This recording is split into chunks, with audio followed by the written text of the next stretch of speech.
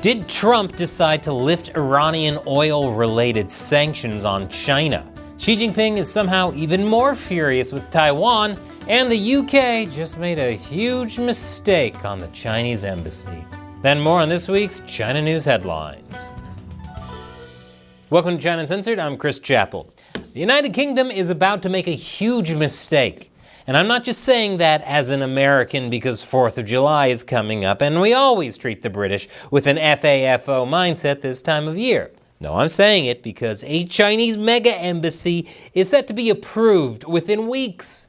The mega embassy would be located at Royal Mint Court, near the Tower of London, the UK's financial hub in the City of London, and critical communication cables, which has raised concerns by British intelligence about hacking, espionage, or sabotage, all of which the CCP has, of course, promised not to do. The property was sold to the PRC by the George Soros-affiliated Delancey Estates in 2018, after they bought it from the government in 2014. The Labour government's housing secretary is expected to wave through the approval of the new controversial building within weeks, with a formal rubber stamping before September, although that might trigger a judicial review process. This decision comes after Xi Jinping himself lobbied the UK government for the building to be approved. I'm sure it weighed heavily on their minds, specifically weighing lots and lots of pounds. The new embassy is controversial for several reasons, the most obvious being, well, have you been paying attention to what happens with these embassies and consulates across the globe? If not, how many times have I told you to like, share, and subscribe? In Canada, the Chinese consulate allegedly ran election interference campaigns in 2019 and 2021. In New York City, the consulate runs influence campaigns in the Big Apple and Boston. And there are calls for sanctions as a Philippine probe accused the Chinese embassy in Manila of an influence campaign. They're more obsessed with influencing than a 22-year-old on social media who doesn't realize once their looks fade, it's all going to be over for them since they never developed a personality. Due to incidents such as these and China's many well-documented human rights abuses, there have been protests in London and elsewhere in the UK against approving this mega embassy project. And many lawmakers have raised concerns or objections to doing so, including the Conservative Party leader in Britain and President Trump. So this is gearing up to be a tough fight that will take some time to resolve. A spokesman with the Royal Mint Court Residents Association, which represents people who live and work in properties next to the proposed embassy, said, "This has been a David versus Goliath battle since the beginning, and we are not giving up now. Most of us fully expected this outcome, and we are now crowdfunding a legal challenge." It truly is a David versus Goliath battle. Only if Goliath was on the same team as David, and David was trying to prevent Goliath from doing something gigantically stupid. Some analysts have grown concerned that Trump might be granting an Iranian oil option to China. The concern comes from a post Trump made on social media, because of course it does, where he wrote, "China can now continue to purchase oil from Iran. Hopefully, they will be purchasing plenty from the US also. It was my great honor to make this happen." So what's going on here? Is Trump doing a quid pro quo with China after the US called on China to prevent Iran from closing the Strait of Hormuz? And they did so? Most likely not. The CCP responded to the post by saying it will take legitimate measures to safeguard its energy security based on its own national interests. And since oil from Iran is a big part of China's energy security, the CCP probably didn't do or say anything as a favor to Trump. Trump's statement could have just been a snarky acknowledgement that the CCP has found some ways to skirt sanctions and still get Iran's oil, such as this new railway corridor that runs back and forth between Iran and China, reaching Iran in just 15 days, far quicker than the 40-day sea route and free from US naval interference. Trump is a master troll, after all. Even people on Blue Sky are admitting he's hilarious. Cryatola is an all-timer nickname.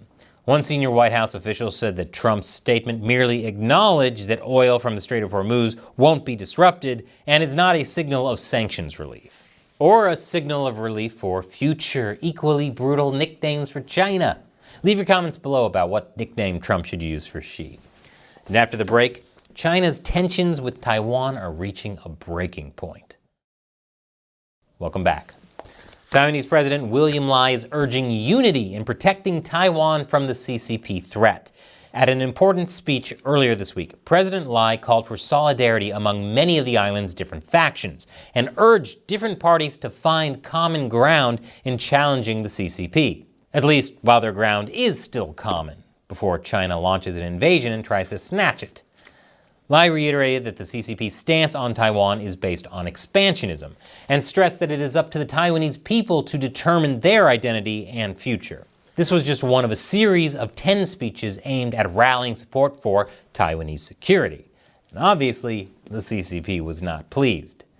Meanwhile, China and Taiwan are also clashing over history, with China saying it can't invade what is already its own territory. So, by China's logic, if they try to invade Taiwan and get pushed back, would that just be China screwing itself? A 26-day Chinese dual Pacific carrier deployment has just wrapped up. This truly was a historic drill, with a huge amount of warships going farther than ever, and the Liaoning aircraft carrier going the farthest it ever has. The Shandong aircraft carrier was also present in the deployment. Shocker, the ships also infringed on Japan's exclusive economic zone, or EEZ, which prompted the Japanese to send their ships to shadow the PLAN. And considering how often China enters other nations' space, I can't tell if they're growing more bold or just the crappiest navigators on the planet. This isn't just about intimidating Taiwan or other countries in the region.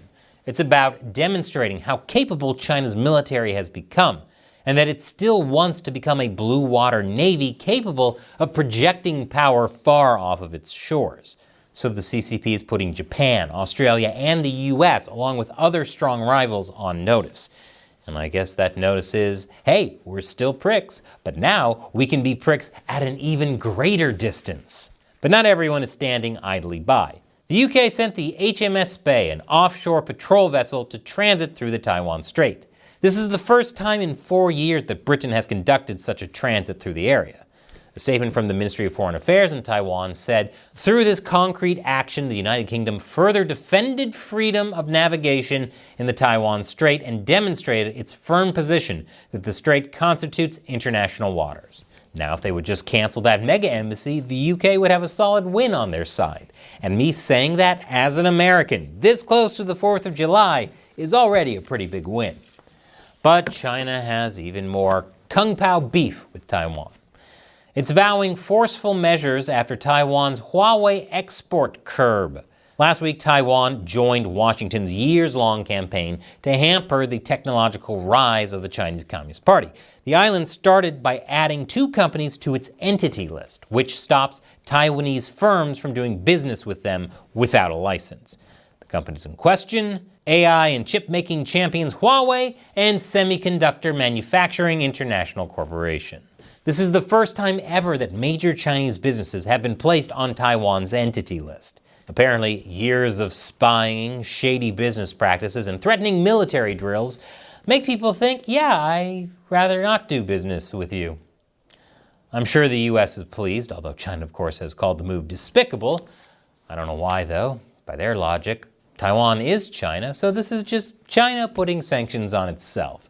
Quit criticizing yourself. A spokeswoman with China's Taiwan Affairs Office on Wednesday said that we will take forceful measures to resolutely safeguard the normal order of cross-strait economic and trade exchange. While she didn't elaborate any further on what that meant, she did suggest that the CCP would push forward with its efforts anyways, and that such a move will only harm Taiwan's competitiveness.